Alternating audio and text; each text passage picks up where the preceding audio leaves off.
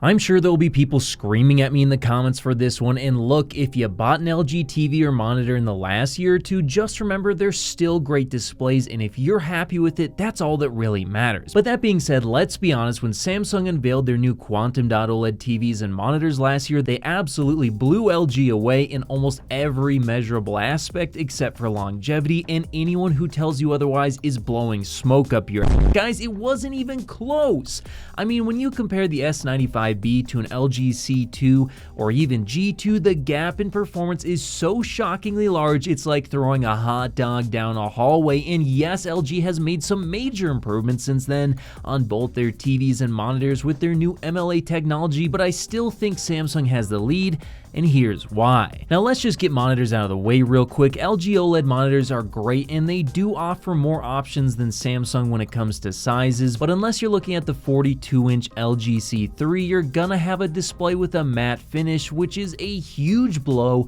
to the image clarity, vibrancy, and contrast. I mean, man, do matte finishes look like absolute dog shit. So unless you just can't stand ultra-wide monitors, which hey, I get it, then I do generally suggest Samsung's quantum dot OLED monitors instead, as they tend to look much better. Now again, the LG C3 and C2 42-inch monitors are definitely different as they have a glossy finish, but they're also fairly large, and in terms of brightness, they're way behind what quantum dot OLED is capable of. So now let's talk about TVs and quantum dot OLED Generation 2 in general, as I think this will help illustrate just why quantum dot OLED is still better than WOLED in general. First, let's talk about color. Samsung's S95C generally has more vibrant colors, and while it's an absolute mess out of the box, once calibrated, it can just have a wider gamut and more vibrant image,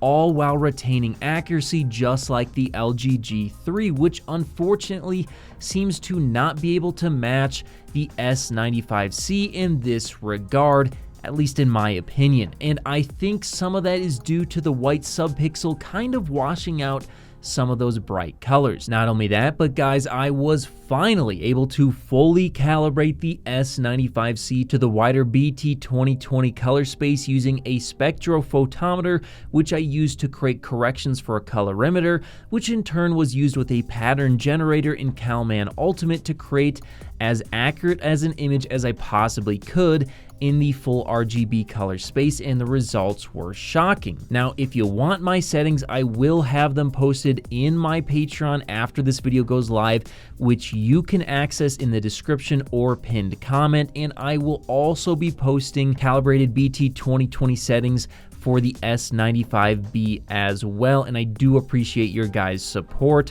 though keep in mind you cannot disable dynamic tone mapping for the S95B. But in any case, as you can see in my photo here, while I'm sure further improvements could be made, I was able to nearly perfectly match the EOTF curve as well as fix the BT 2020 color space, allowing for more color, and I also unlocked my S95C to reach over 2000 nits, and as you can see here, even after calibration, it still hits nearly 2000 nits in a 2% window, which is shockingly bright. Not only that, but unlike WOLED, it does all of this without the use of a white subpixel to boost the brightness, which means that colors retain their accuracy and brightness at these high luminance levels, something that even MLA OLED seems to still struggle with. Then you throw in the 144Hz support it has on PC, and we're talking about hands down the best display ever made, period. So next time you're arguing with someone about Samsung versus LG OLED, just link them this video. The only thing worth being concerned about is whether or not they truly did massively improve on burn-in,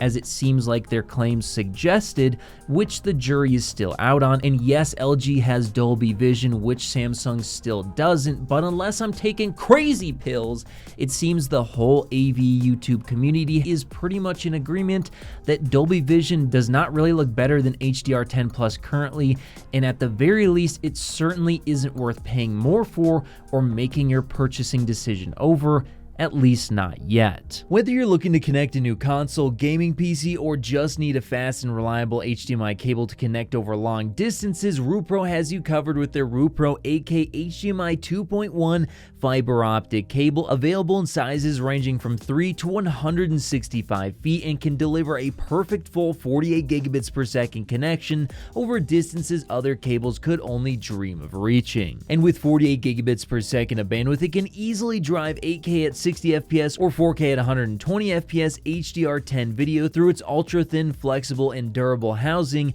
and it even supports eARC. So if you're in the market for a cable that can drive a beautiful new TV or monitor, be sure to check out RuPro on Amazon today.